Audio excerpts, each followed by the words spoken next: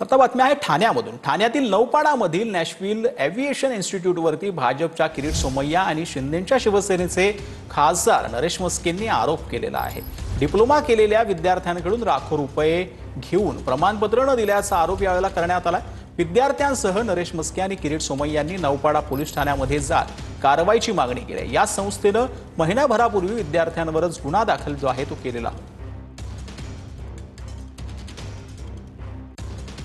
ठाण्यामध्ये त्या दिवशी जो प्रसंग झाला, 18 वर्षाच्या खालच्या मुलं मुली आहेत, 18 वर्षाचे वरचे स्टुडंट आहेत, लाखो रुपये त्या मुलांकडनं ट्युशन क्लासेस आणि नोकरी एअर होस्टेसच्या लाखो रुपये घेतले जातात। जो काय झालेला प्रकार आहे पोलिसांमार्फत केलेला आहे तो चुकीचा आहे हे सांगण्याकरता मी स्वतः या ठिकाणी पोलीस स्टेशनमध्ये